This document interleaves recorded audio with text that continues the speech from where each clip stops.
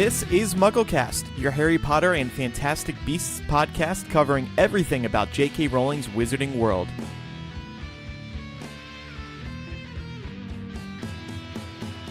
Welcome to MuggleCast episode 307. Micah, Eric, and I are here this week. Our final episode of 2016. Hello, gentlemen. Hello. Hello. It's been a great year to be a Harry Potter fan, to be listening to Harry Potter podcasts, if I do say so myself. And joining us this week, making her MuggleCast debut, Danielle Zimmerman, a writer at Hypable.com. Hi, Danielle. Hello, hello. You've listened to MuggleCast for a while, right? Yes, actually, since episode 100. I think that's what drew me in, and then I've been listening ever since, and that kind of got me my job at Hypable and all that kind of stuff. So it started right here, so I'm excited to be here. Yeah, that's how you get hired at Hypable. You just tell me you listen to MuggleCast, and I get flattered, Exactly. and I'm like, all right. Oh, and your writing is okay, I guess. But more It's importantly, passable.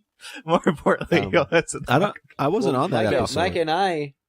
Yeah, you weren't, Micah, and that's probably why she likes it so much. But you and I have met Danielle in person multiple times at conventions, Indie PopCon in, was it 2014, and Chicago Wizard World.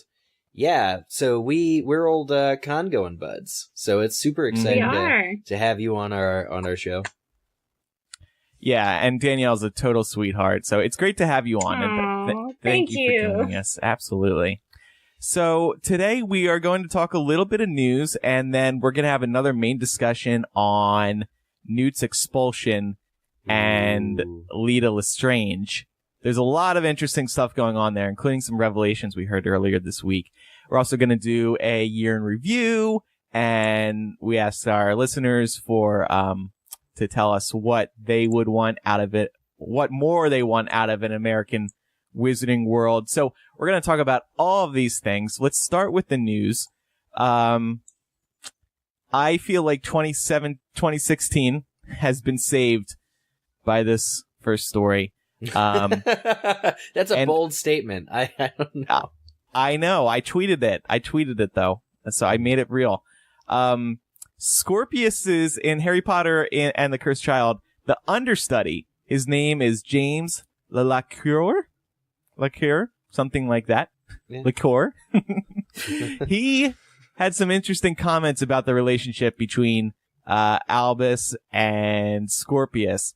He said that, let me get to the right quote here. He said, they're 14 years old and still exploring who they are. It's up to each individual Scorpius and Albus combination to play it how they feel it should be done. I think everything in the text is wonderfully elastic and can be read in different ways. And you can play with a definite possibility of there being an attraction between Scorpius and Albus. And also between Scorpius and Rose Granger Weasley. Yeah, whatever. Mm-hmm. So this was nice to see for somebody like me who has been shipping Scorbus all year. Y'all may remember I wrote a very, very inappropriate fan fiction detailing the two characters' romantic relationship. I still haven't read it, but I'm saving it for cozying up by the fire this winter. Are you going to read it New Year's Eve? I think it should be the first thing that I read in 2017 because it's so progressive, right? And, forward thinking. And yeah, I think that's what it's going to be. Wow. But it was nice to hear this because it was one of the first times an actor in the play has acknowledged it. I did learn later that Anthony Boyle, who plays Scorpius full time, he's the lead Scorpius actor. He says, I do think they love one another. That's evident in what they do and say, but it's not a sexual or romantic love. So he sees it differently than James does, the Scorpius understudy. It's a bromance, and it seems like it. Well, to Anthony Boyle's, it's a bromance. To me, it's a romance.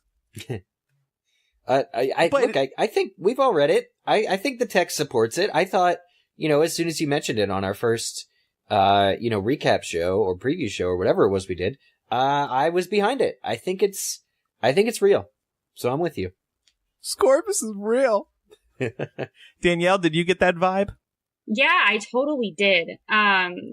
I kept waiting for it to be made explicit while I was reading The Cursed Child, and that was one of the things that I actually really liked about the book was their relationship. So I really like this understudy's take on it, and I think that he's so eloquent in the way that he puts it out there, that it's hard not to agree with him. Yeah, agreed. I also thought it was interesting that he did point out the fact that they are 14 years old, so they don't really know who they are themselves yet. And that's completely fair. That's completely fair. Anyway, I enjoyed reading that little interview. Yeah, I think this interpretation of the text makes it look better. It's elastic, you know? You can infuse your own. It makes it look really, I don't know, well thought out and forward and developed and all the things you just don't immediately think of when reading The Cursed Child. Yeah. So this story may have saved the year, but this was still the year we got this god-awful play. Sorry. Oh, wow. That's not... Sorry, wow, I had to say it. Scrooge over here. Yeah, humbug, everybody. It's not a god-awful play if you see it. Not a production. It's not a god-awful production. It's just, yeah. Yeah, I guess. And I don't know if it's a god-awful story. I mean, that's very... I was being harsh on purpose. I was being edgy, you guys. Okay, all right. All right. Let's move on to something more positive. Actually, no, this may drive you even crazier. Amazon has unveiled the best-selling books of 2016. And surprise, surprise, number 1 is Harry Potter and the Cursed Child Special Rehearsal Edition. Because everybody was sold a bill of goods. Yes. Everyone was promised the 8th story. Yep. Absolutely what catapulted it to number 1. I can't... if this was not called the 8th story, I wonder where this book would sit on this list. Yeah. I mean, it's still the next Harry Potter story book, whatever you want to call it, right? I mean, it's still what happens next for Harry Potter. And I do question how much in marketing, like, it matters to have a big ribbon on the book that says the next Harry Potter, so people get it.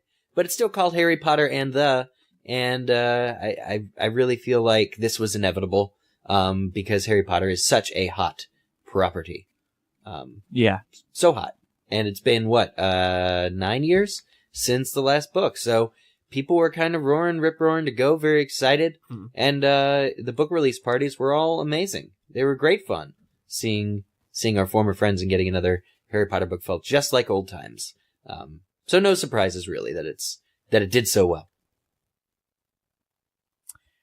Rounding out the top 5 here, When Breath Becomes Air, The Whistler, The Last Mile, and then Killing the Rising Sun, How America Vanquished World War II Japan. That book by Bill O'Reilly. Ooh. So I haven't read any of these books in the top 20, except for Cursed Child. Well, Cursed Child is making us relevant, passable humans, I guess. Yeah. Because we should probably, all of us should, like, as humans, we should probably read maybe 7 of the top 20 in any given year. I think that's just sort of should be a mandate, right? Well, who has time? I'm not sure about that. But I will say, at least The Cursed Child, Andrew, it inspired you to become a writer as well. So there's that extra. It did. Some good did come out of it. Yeah.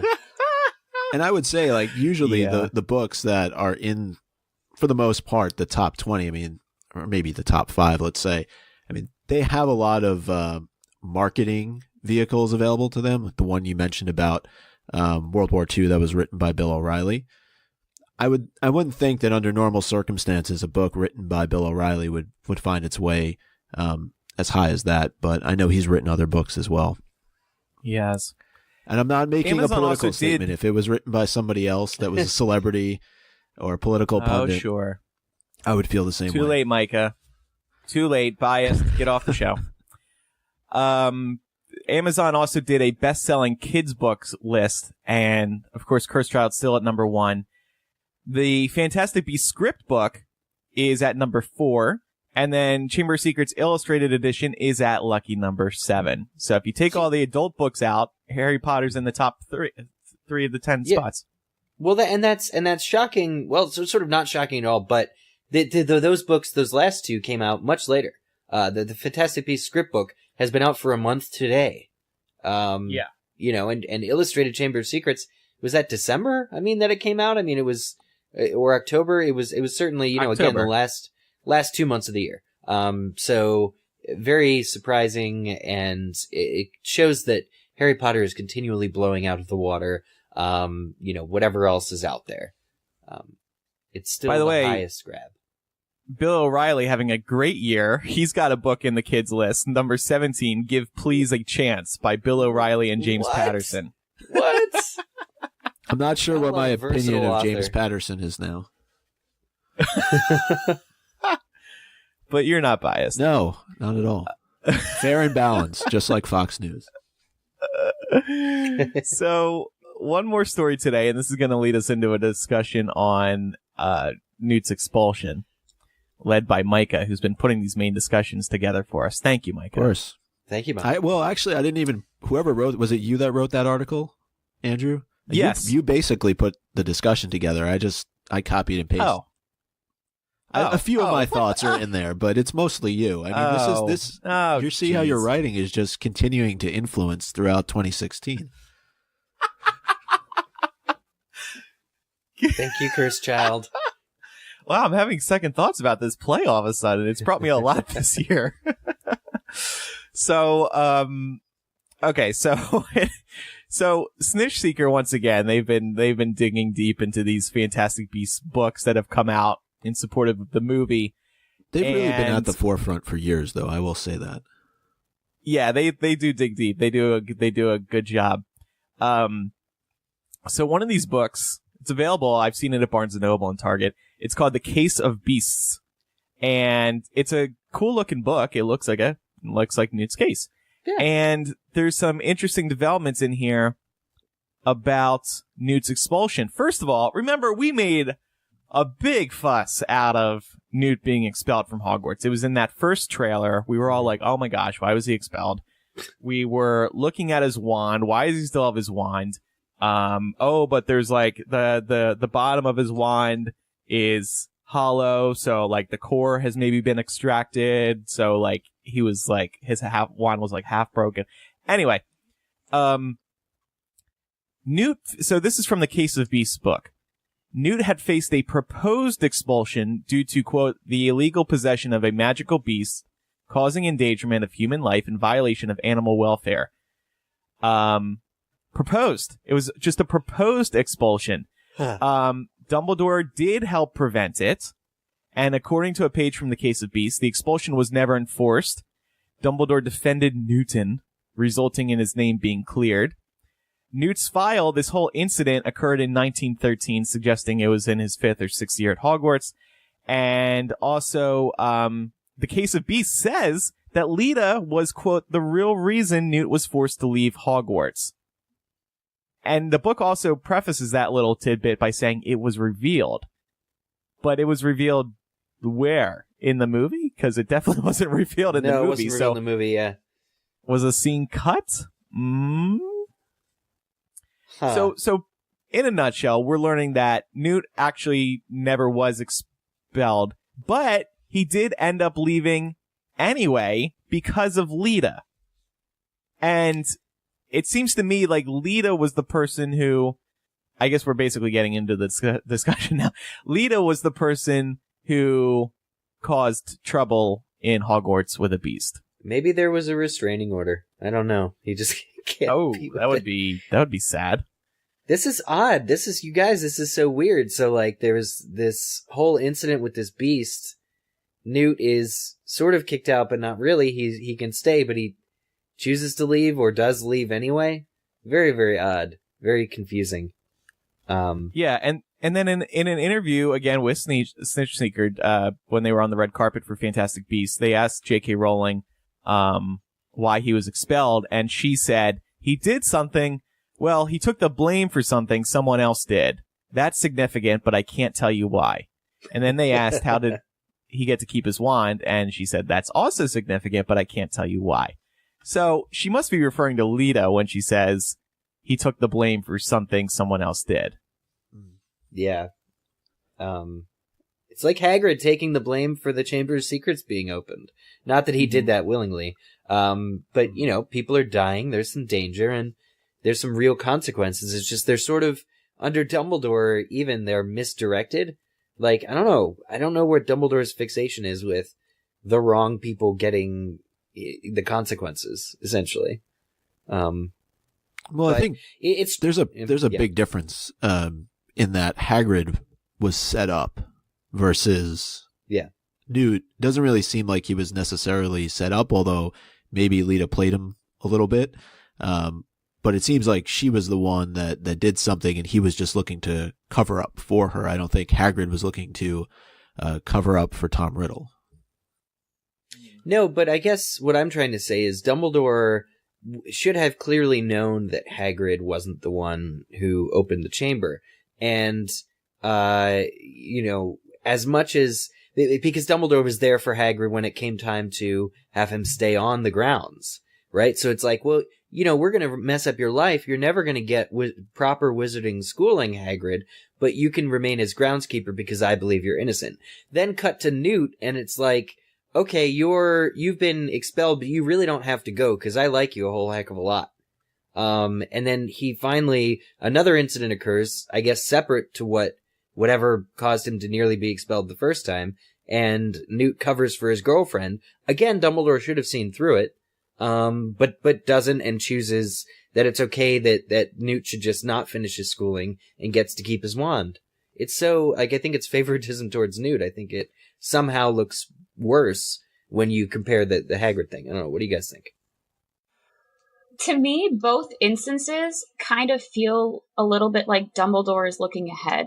In the case of Hagrid, it could have been him knowing that Hagrid didn't do it, but not intervening because he probably knew that it was Tom Riddle or that there was something else going on. And so for Hagrid taking the fall, it kind of takes a little bit of the pressure off of the person who's actually behind it so that Dumbledore can follow that person. And I'm wondering if it's kind of something similar with Leta Lestrange and like some sort of beast going on. Cause this is pre his friendship with Grindelwald, isn't it? Or is it around the time of his friendship?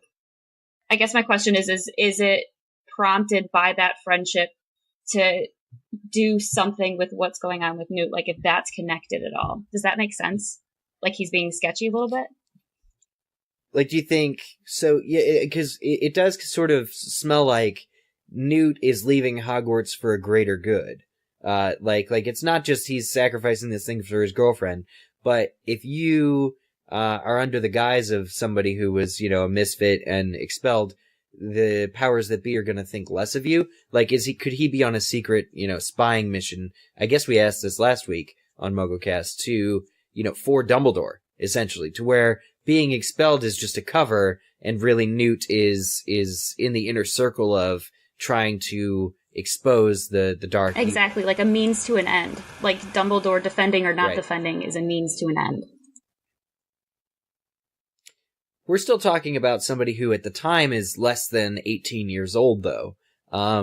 Which is, so it's sort of weird that Newt would be in any kind of situation. And this was, if 1913, if that date, is correct, then it's still 13 years prior to, the first Fantastic Beasts film. And so whatever it was, and then that's probably what I find most interesting because it means whatever it was, the issue is sort of long past. There's no way that Newt, for 13 years has been spying on, Grindelwald. Like Grindelwald is just, and that's his brother's job anyway, to spy on Grindelwald. So I don't think the two are connected, but it's weird that they both are. I mean, they're obviously both very important to Newt. I wonder if Dumbledore lost a bit of credibility after this first incident, and that's why Hagrid's sentence is so strict. They're very similar in terms of a beast being set loose. We don't know in this particular case if anybody died as a result. It's certainly possible, but I feel like Dumbledore has been down this road before where he's vouched for somebody in Newt, was able to prevent that person from being expelled from the school, prevent his wand from being broken in half, but yet the complete opposite happens to Hagrid as a result of the Chamber of Secrets, right? So maybe it was a situation almost where it was beyond Dumbledore's control, because they said, hey, Albus, you've been here before, and it didn't turn out the way that we wanted it to, so this is the second time that it's happened, and we're not going for it. Yeah, that's very interesting. Yeah, in both cases, Dumbledore is not yet headmaster, so he can't exactly do whatever he wants. Yeah, I kind of like your idea. Just that his record was a little tarnished, so maybe he wasn't able to help Hagrid as much as he'd helped Newt. Although I will say, now with Fantastic Beasts, we all know that Newt grew to save the wizarding world. He captured Grindelwald, for crying out loud. So by the time 1942, 1945 rolls around, unless Newt does something to further tarnish his image, which would be really interesting, I can't see it counting against Dumbledore. That Dumbledore kind of defended this kid when he was in school. Right. I mean, Newt. It's like, hey, look, he was able to catch Johnny Depp. That's pretty impressive, right, y'all? I was right about this guy, protecting him, but it's just so interesting getting back to like Newt's expulsion and this relationship with Leta, because following the release of Fantastic Beasts, J.K. Rowling, of course, was getting tons of tweets. Who is Leta Lestrange? Why was Newt expelled but allowed to keep his wand? And she actually responded to a few of these on Twitter with by quoting the tweet and saying things like, all will be revealed, or trust me, or you will find out in movie 2. There's a lot of like answers that we're getting that say movie 2 is going to have these answers. And sort of what I was talking about last week about Joe directing the conversation to where we are asking exactly the questions that she wants us to ask, because it's intentional in the way that she put it in the script. Oh, this is, meant to provoke these sorts of, we're meant to be asking who Leta is. We're meant to be asking why Newt still has his wand. And I think I'm glad and relieved that it's a setup for the second film and not the fourth or fifth. That it does seem like we'll be getting a lot of these answers, next time. Hopefully, because we have 2 years to wait in between each movie as it's looking right now, and all of this... Not if you were writing, Andrew. If you were writing, we'd already have them all done. They'd be a lot dirtier, too. And I don't think you would like them, Micah.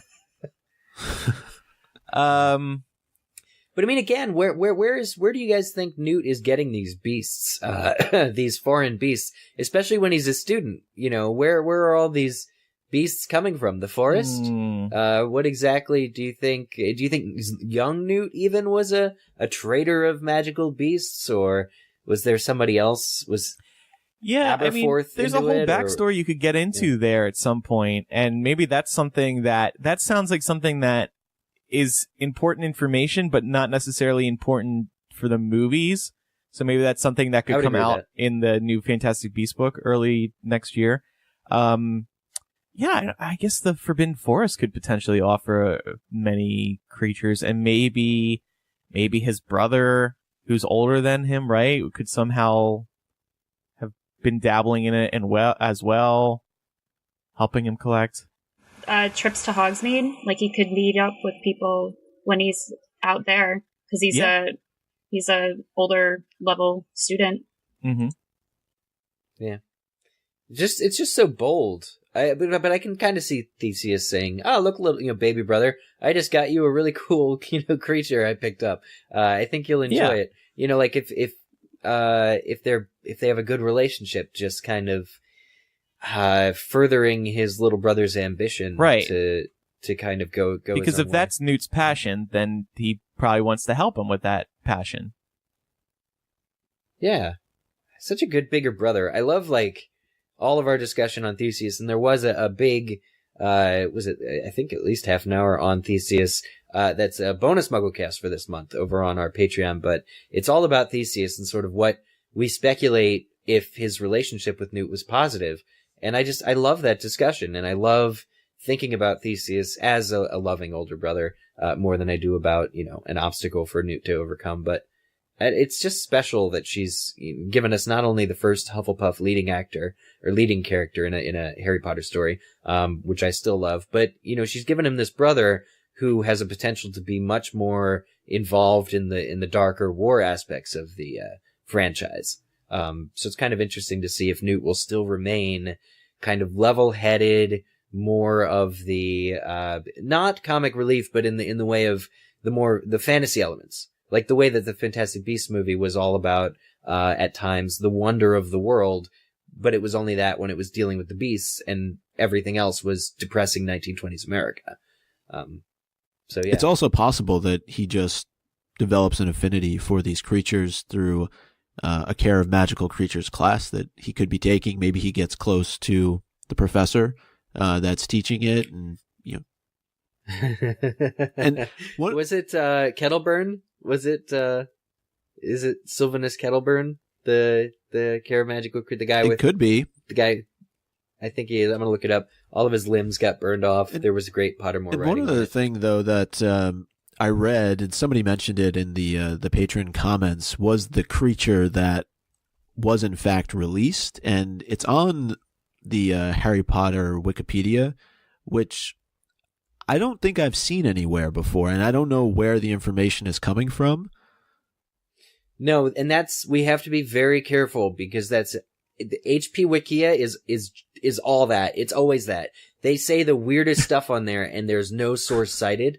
And it's just like people, because it's hp.wikia.com, you're just like, oh my god, this has to be canon.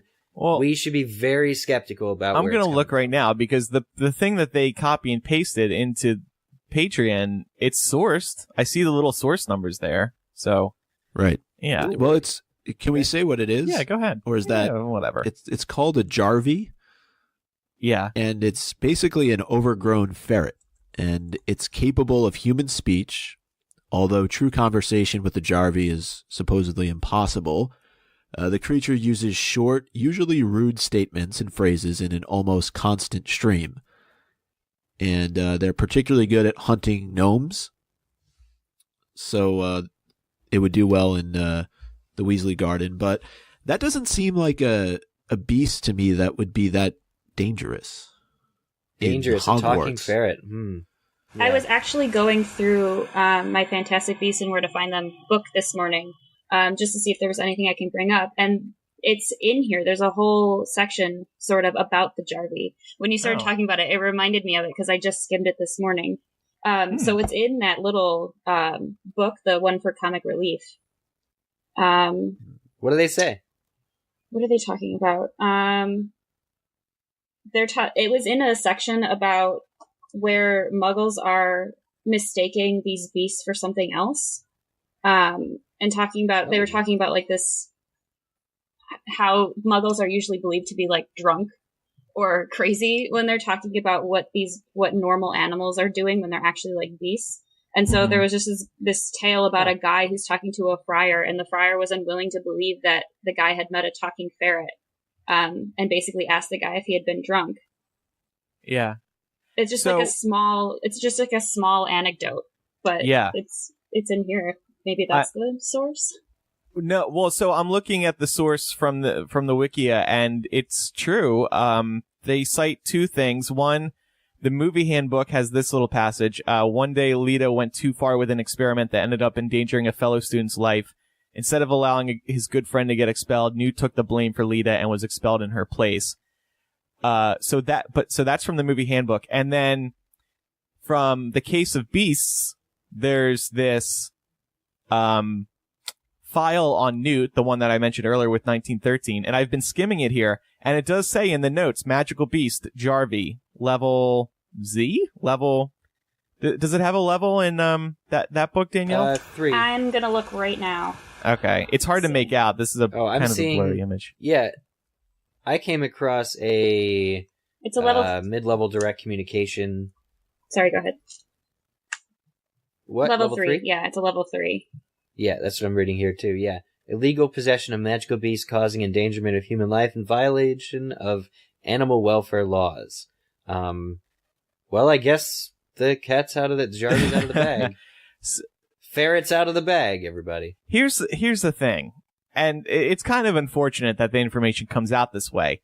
When you have a movie with no source material, like with no book that it's based on, WB and, their various partners want to create this merchandise to make as much money as possible.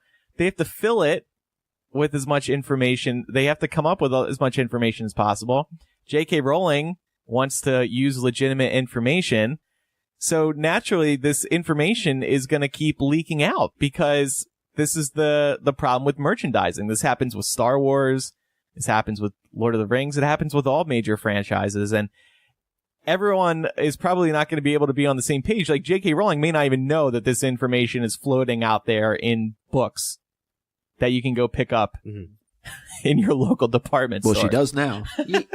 I mean, ultimately, she clearly is the sole source of information, though, to the point where, like, that would not be in the handbook if she hadn't written it at some point, either in a spec script or early draft or, supplemental material that was seen by the people who pull for those things for this merchandise. So it is true in the truest sense of, this is what J.K. Rowling said had happened. But I agree, like, you have much less control over when that information comes out. And with something as popular as Harry Potter, there are going to be eyes on it. There are going to be people, who are skimming and scanning, every sentence for more information. And it's really fascinating that it's described as being an experiment that went wrong. Like, Leta was experimenting and this Jarvey got set loose. Like, what was she doing with the ferret? Yeah. Yeah. I'm interested. Yeah. But it's just it's too bad that, like, J.K. Rowling gets asked this on the premiere red carpet and she's like, oh, I can't reveal that. Sorry. Like, she probably doesn't want that information out there right now, but it's out there because. Yeah. I love Joe, right? That's significant, but I can't tell you why. He did something. But I can't if you want to find out, spend $20 on a book at Target. Oh, yeah. That wasn't what she said. But yeah, I love it because it reminds me of old Joe, right?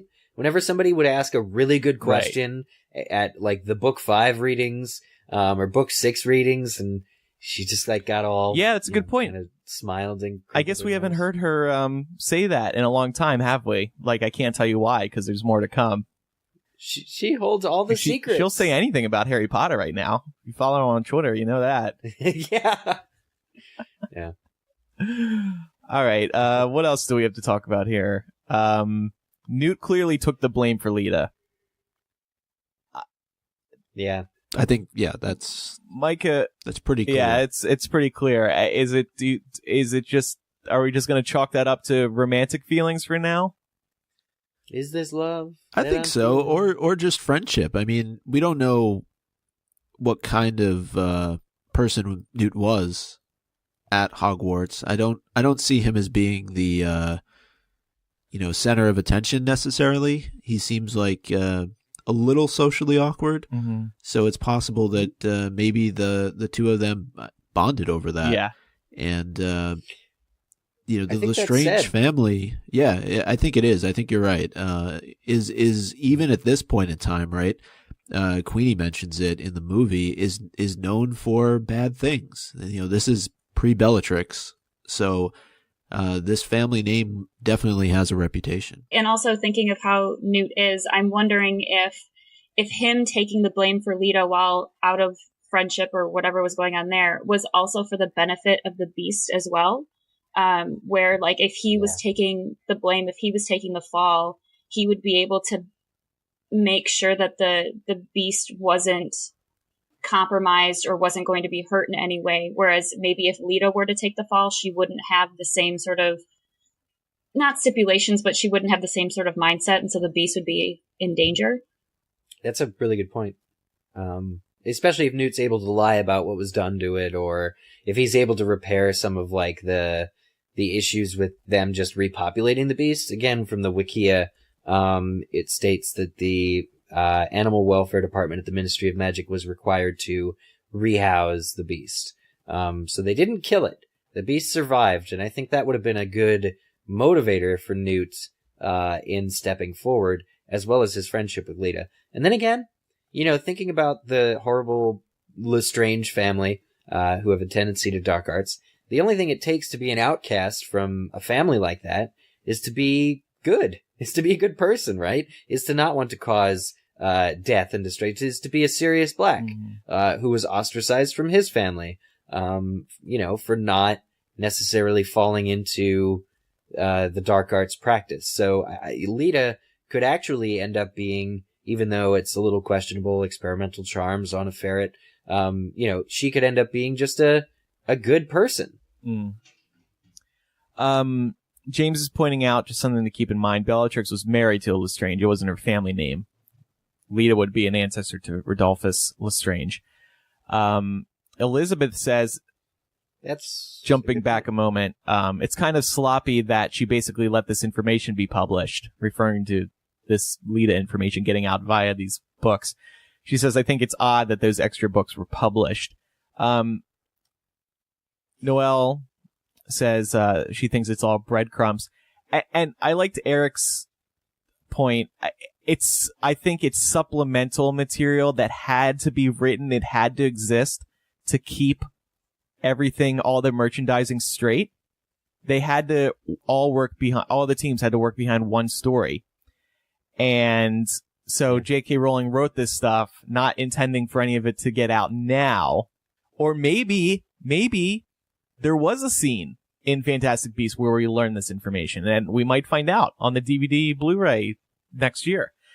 I don't think they'll ever release it, even if it was shot. You don't think so? They want to keep the Leta stuff under wraps? We still don't have outtakes. From the first 7 or 8 Harry Potter films. They're hiding the best stuff. These are different, I think. Well, yeah, they could save them for like some ultimate box set in like 2035. But they did that already. Just because they want to preserve the story, I think. I don't know if I'd call it sloppy that this information is getting out. I think it's hard because you're not dealing with a book. You're not dealing with a novel that is 300 or 700 pages with tons of detail in it to choose from. And so I think that J.K. Rowling is still interested in leaving breadcrumbs, and is leaving these things for the hawk-eyed fans to find. I think it's important. So maybe I would argue that maybe it's intentional, or at the very least, it's. I'm sure Joe's okay with it. Yeah, being out there. Mm-hmm. And thank you to Selu for sharing that wiki information with us. They want credit. They're requesting credit right now. Are they really? I wonder who gave them the wiki link. Cough, cough. Andrew. Micah. No, look, what? I didn't do anything. No, but thank you though, seriously, for really creating this entire discussion. Yeah. But I think that Eric, what you said is on point, because just go back to our main discussion from last week, and sure, it was something that a lot of Potter fans caught on to right away about Ariana being an obscurus, but I do think the breadcrumbs are there. I think that's the whole point, is that, you're able to take this new story and find ways to tie it back to Potter. I don't think that's, the overall intent, but I think that there are going to be things that are out there that all we have to do is pay attention to and sort of follow the spiders a little bit to get to the right answers, and because that's how her mind works. That's how it's worked ever since she started to write this series. I think back to her old website and, the way that she would release different pieces of information. Even Pottermore, the information is there. We're talking about 20 years worth of material that's out there. So I'm sure if somebody really wanted to do the digging, they could find out a lot of these answers before she ever puts them out there in a movie. Mm-hmm. Yeah. Follow the spiders. Yeah. Why couldn't it be follow the butterflies?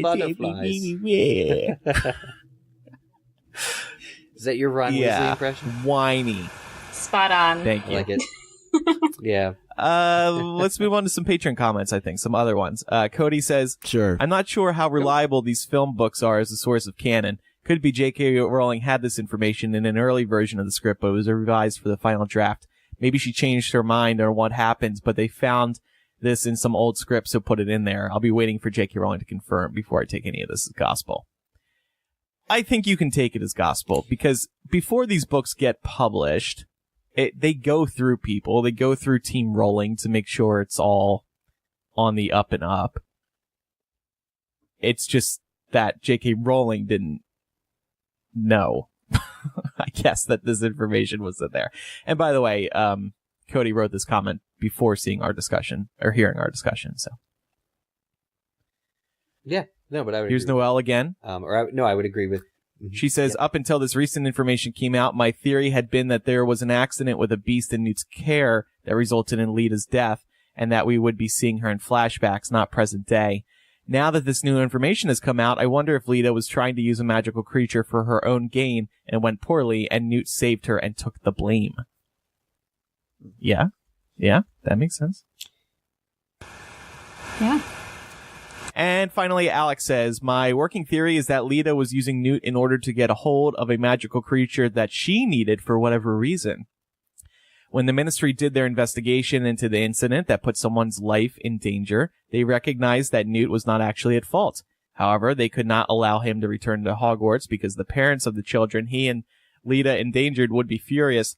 Therefore, Dumbledore recommended that in exchange for keeping his wand... I'm allergic to this comment. Bless you. Bless you. I was trying to hold that in to make through the comment. Where was I? However, they could not allow him to return to Hogwarts because the parents of the children he and Leta endangered would be furious.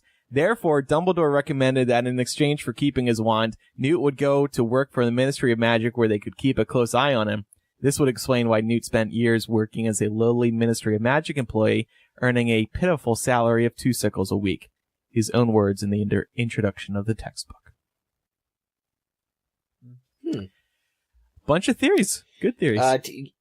Yeah, I really want to know what Leta was doing with that ferret. Like, what purpose? How could you... Even what Noel's comment said, like, she's using it for her own gain? Like, what possible... What value does a Jarvey have at all? Why do they even... Not why do they exist, that's harsh, but why bring one in and set it loose in Hogwarts? What can you possibly gain from a talking beast? There's clearly bits about this creature that we just do not know yet. Well, clearly that wasn't in the Target book, so we'll have to wait to find out.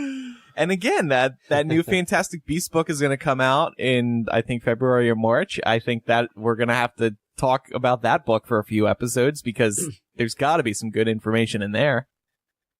I'm excited about that. We'll definitely have to pay extra attention to the Jarvey entry and see if anything was changed or updated. It comes out March 14th, 2017, by the way. Ooh. This is the one with the new forward, I believe. Yeah, new forward from J.K. Rowling. Yeah.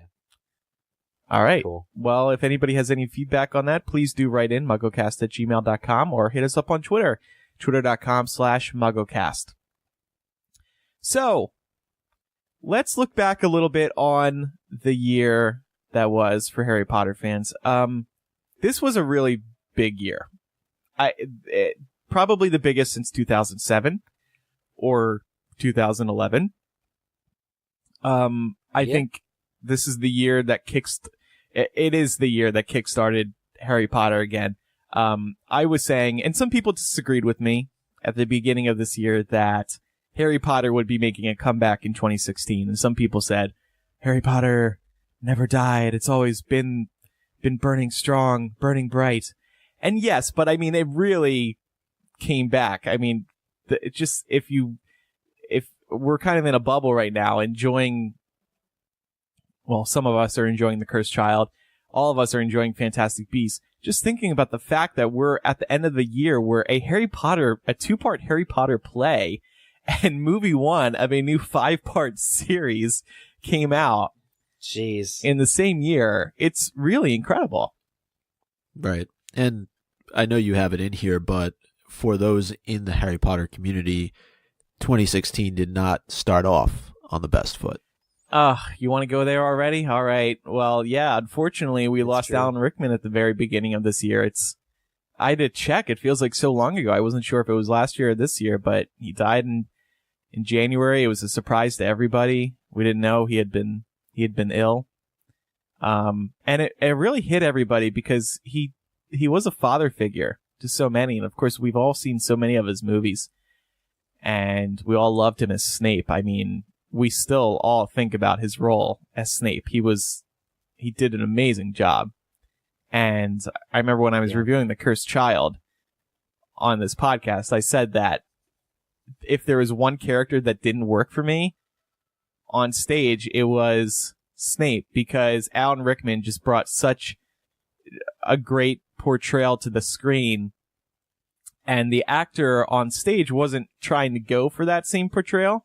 For one, he had a different voice, and it was just so jarring to me. Every other role was fine. Every other one. But Snape.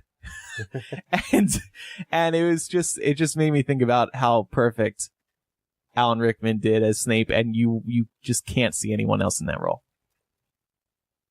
Yeah. But everything else was positive this year for Harry Potter fans. Pottermore had a good year.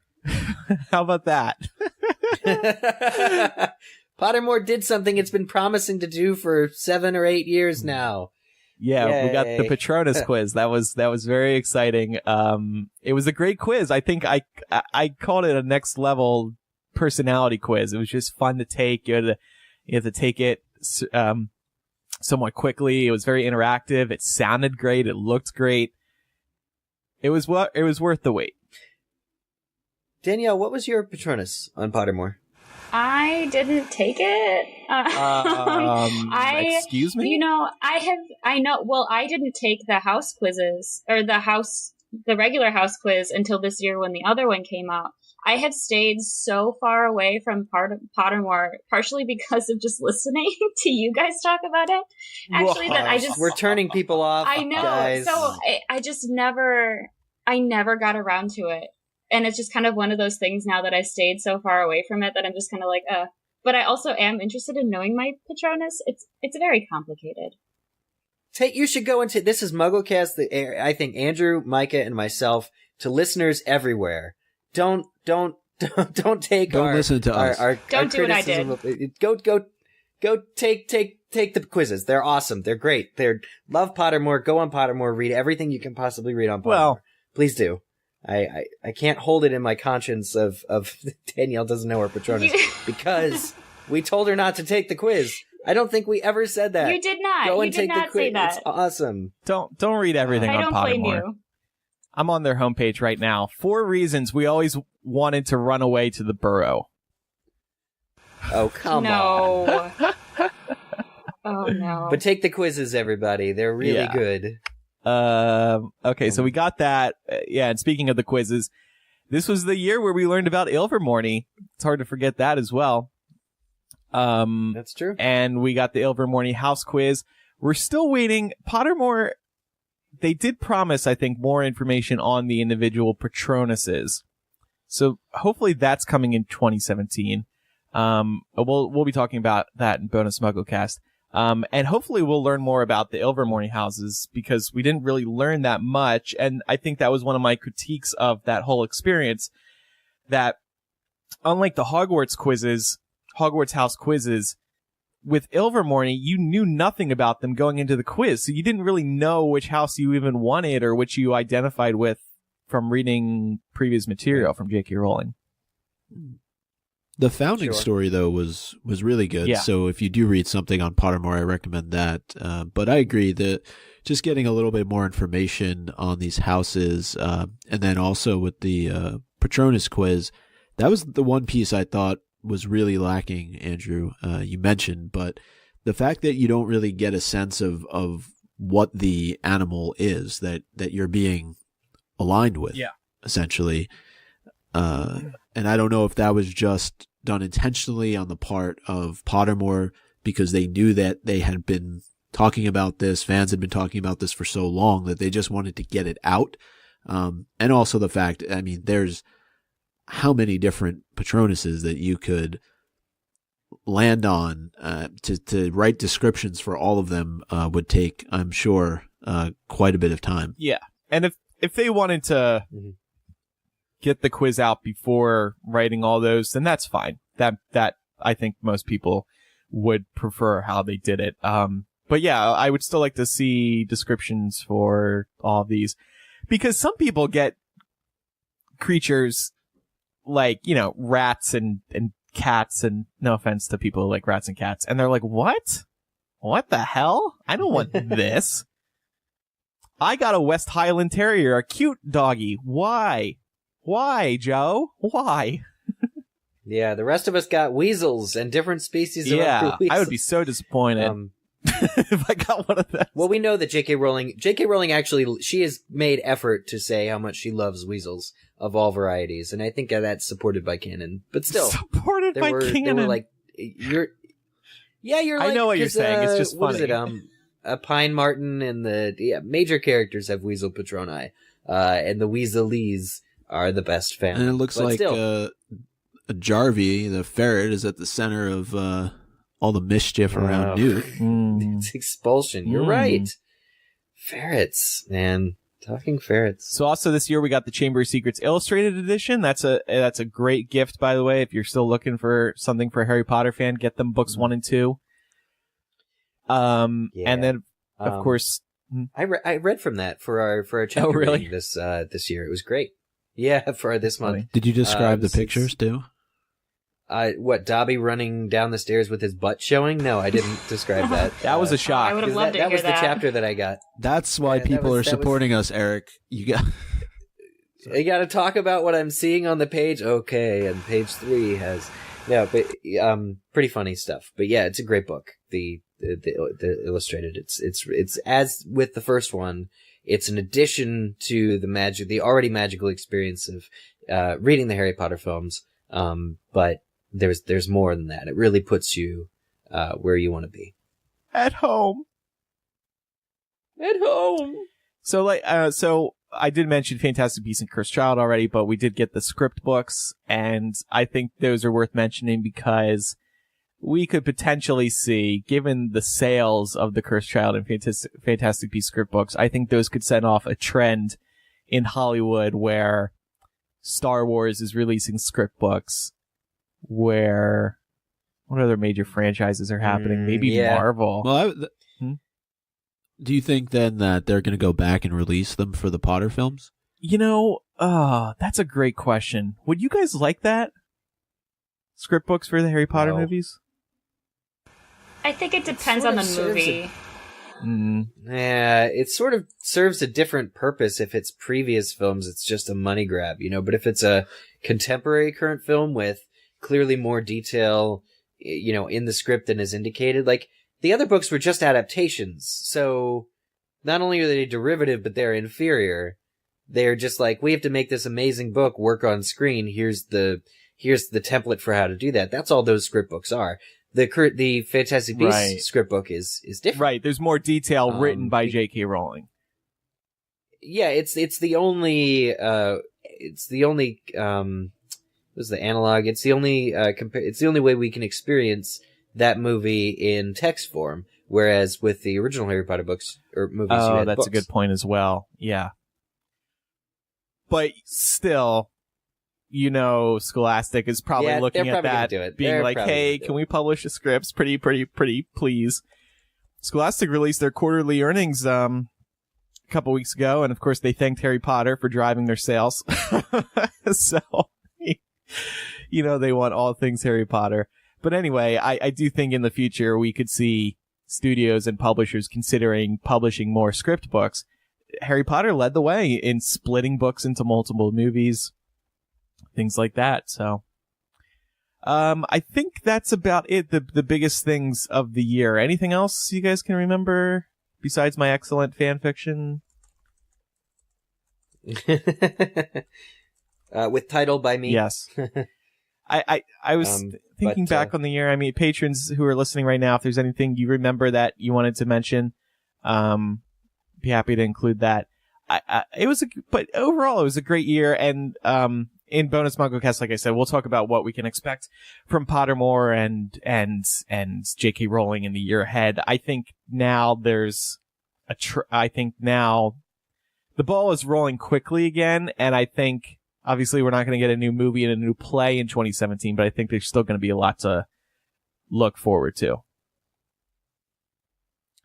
hopefully casting calls and auditions for the role of the Jarvey, the speaking role of the Jarvey. I want to go for that.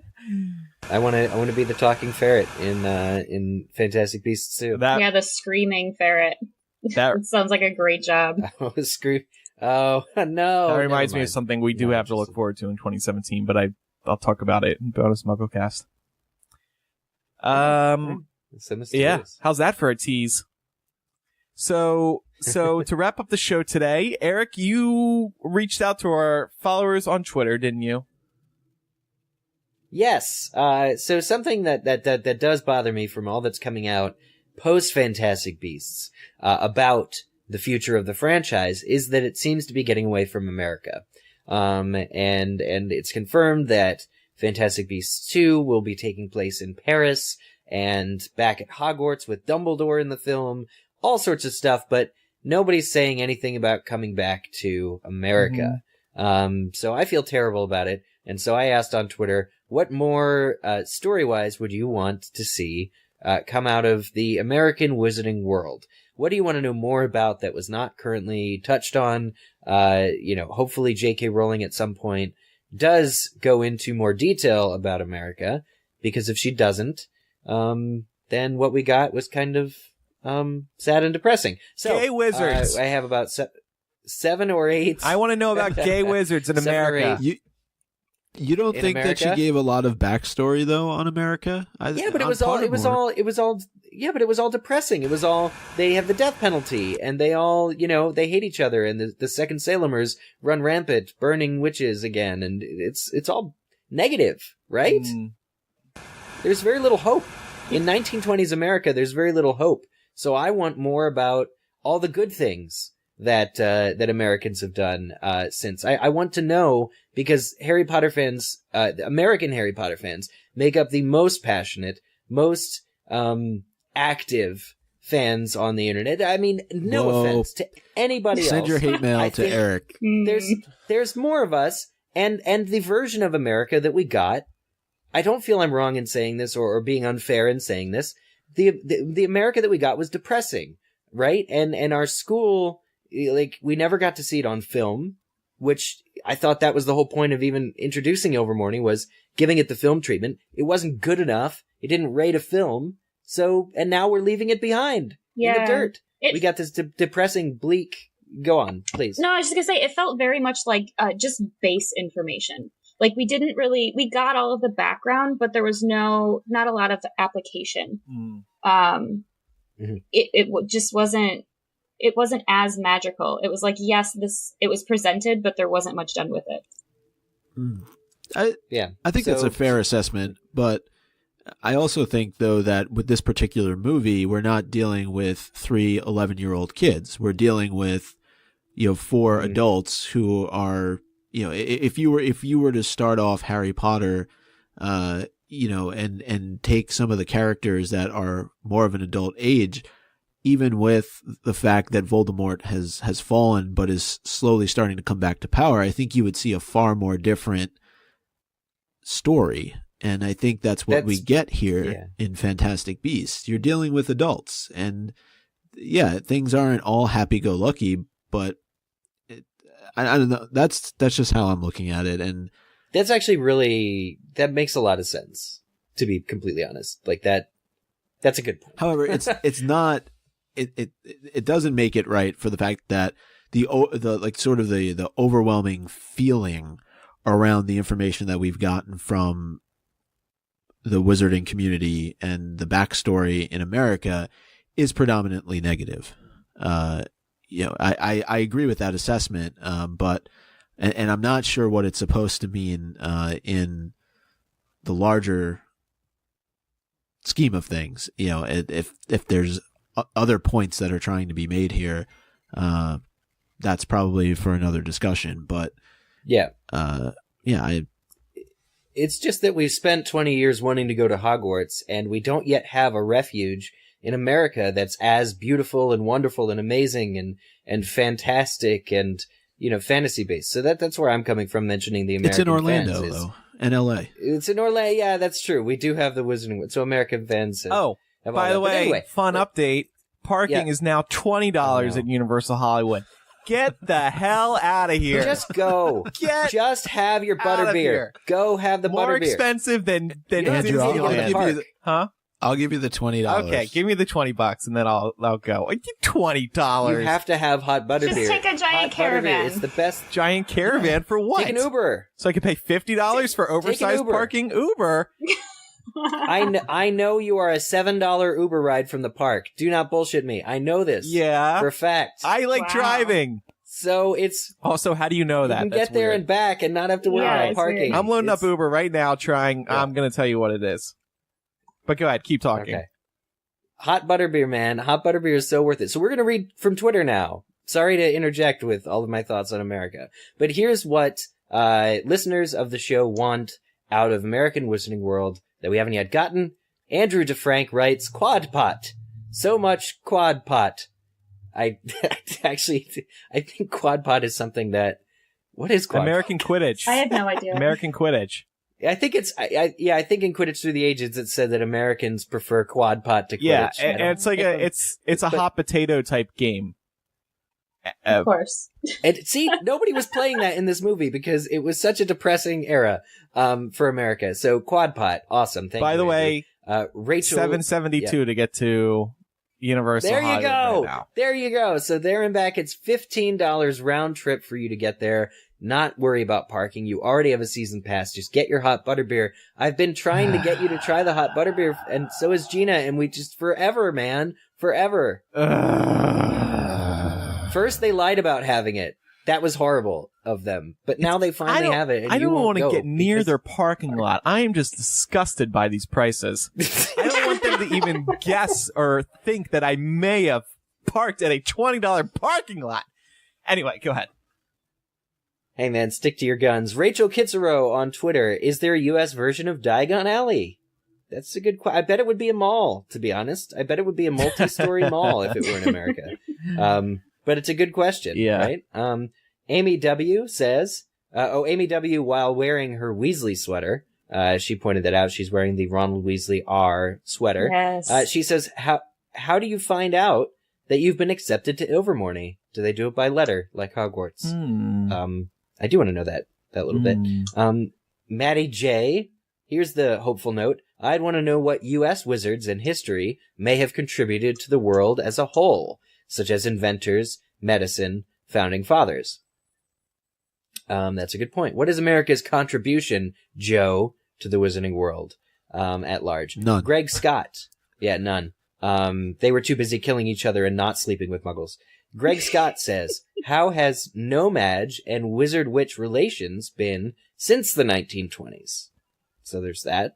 Did they improve? I think they from the events of Fantastic Beasts? Well, until we found out that Grindelwald was going to have a big role, I thought the big arc in this movie series was going to be the relations probably getting worse for a little bit, but then ultimately improving. I think we'll still see some of that in the movie series, but I do think they improve. I think they have to, right? That's what J.K. Rowling would want to end this on.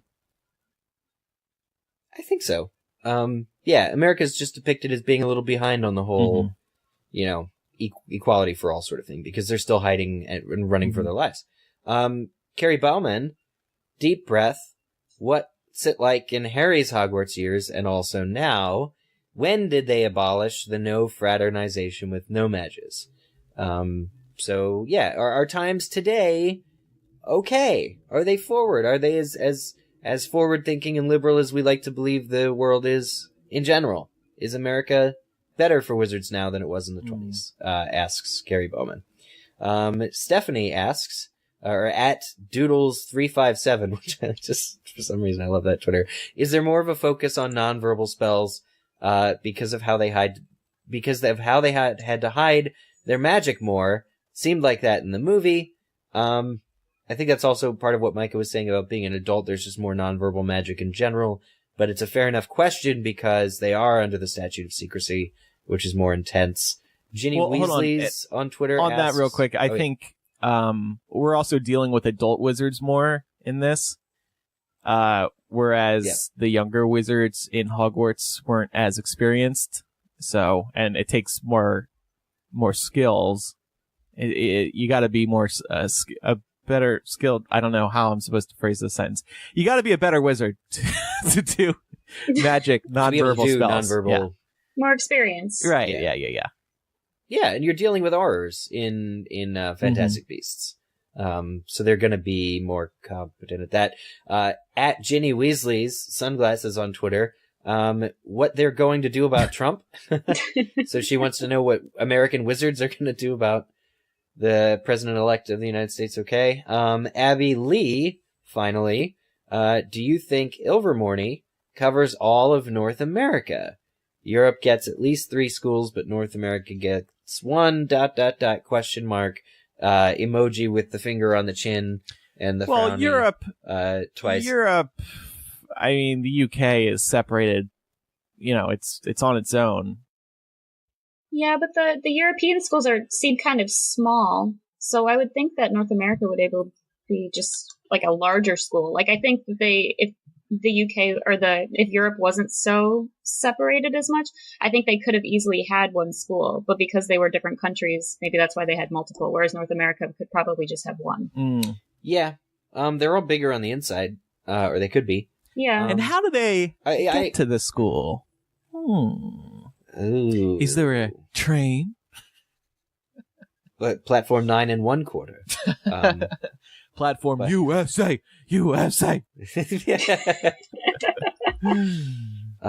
There's a metric joke. That's how you get through the platform. Yeah. Right. Well, guys, so that we want to thank our Twitter listeners who sent in answers to that question. There is still some things about America that we do hope J.K. Rowling answers. And I certainly hope for the franchise as well, seeing as how they set their first film in America. I hope they don't leave it forever. Yeah. And Jacob. You know, you got a great character in Jacob, not to mention Tina and Queenie, who live in America and would ideally be part of the future. Maybe Jacob will represent all Americans in the coming films if he returns. I think he will return. It'll be interesting to see how he gets worked in. Though I'm not sure he can appear in all 4 movies. It doesn't seem like he could have as big a role in all 4. Maybe like for numbers 2 and 3, and then he gets killed or something, and then that's that. What if he gets killed? I mean, so that would be super sad. The only American dies. Tragically. I think J.K. Rowling's going to kill him. Mark my words. All right, everybody. He's going to choke on a Niffler pastry. Well, that would be an unfortunate way to die. That's so sad. I was thinking, Jesus, we need a happy moment. I was thinking he'd get hit by a spell or a beast would kill him, and then audiences would cry because that poor guy, he just loved magic, and he died experiencing what he loved. He got too close to an erumpent. I did want to mention something happy, though, guys. We got a Christmas card. Awesome. Before we close the episode, we got a Christmas card earlier this month from Renee C. And I posted it in the document. Any of our listeners who are any of our Patreon listeners who are in the document, and you guys are in the document, I see you. Take a look at this card. It's adorable. It's Snape. And he's frowning, but he wears a hat. Reminds me a little bit of art that used to exist of Micah and All of Us by Kelly Egan, that art that she did where we were all by the Christmas tree and Snape was not looking happy, but it's unhappy Snape with the Santa hat. I still have that, actually. You still have that? Well, we should share it on social. The card says, "You still believe in Santa after all this time," and the inside, of course, says just a smidge. No, it says never. Always. And she wrote us a lovely little note saying she's a longtime listener and is excited for all the new content we're talking about. And she says, keep up the great work. So thank you very much, Renee. That was our first Christmas card this year, sent to the P.O. Box. First and maybe last. Maybe last. I say that to guilt every listener who hasn't sent us one too quickly. Send us a card at 4044 North Lincoln Avenue, Box 144 in Chicago 60618. Thank you, everybody, for listening, and thank you for listening over the past year. It's been a great year for us. Thanks to our patrons in particular for helping bring back the show in a big way. Who knows? Maybe in 2017 we will be going weekly. I mean, we are kind of getting close to that. If you do want to support us on Patreon, we would really appreciate it. You can pledge as little as $2 a month. We are going to be making some plans to change up the Patreon in certain ways in the new year, new benefits and whatnot. So look forward to those. Really, Patreon's an amazing resource for creators, any creator, to have the support of their fans. And our fans turned out in a big way, and we're just so appreciative. So thank you, thank you, thank you. Yeah, and speaking of the Patreon, we're going to have a bonus MuggleCast on there talking about what's coming up in 2017 for Harry Potter fans. We have a list here, and it's my favorite time of year. We're going to talk about the chances of an encyclopedia happening next year. I want a supercut of every single time we've talked about the encyclopedia happening. Encyclopedia. I would love to hear all of our thoughts on the encyclopedia going back to like 2005. That would be amazing. Challenge accepted. Yeah. Transcripts. Yeah. Oh, there we go. That's something that will happen in 2017. We will have transcripts up on our new MuggleCast website. I'm in charge of it, and I'm going to do it. Get on that, Eric. We're going to put it up. Yeah, we're going to get it up. Thank you again, everybody, for listening. And Danielle, thanks for coming on. It was great to have you on. Thank you for having me. I'm so happy to have been on. Oh, awesome. She's the best. We'll come back soon. Yeah, we'll have you on again. Absolutely. Oh, I'd love to. Thank you. Great. Yeah. Only if you send us a Christmas card, though. Ooh, okay. All right, I'll see what I can do. You know, maybe if I don't make it under, like, the Christmas deadline, I could just hand deliver it to Eric. Would that work? There you go. Eric, I'm going to be in Pennsylvania over Christmas, so I'll get all Christmas cards in January anyway, so you can afford to be a little late. Okay.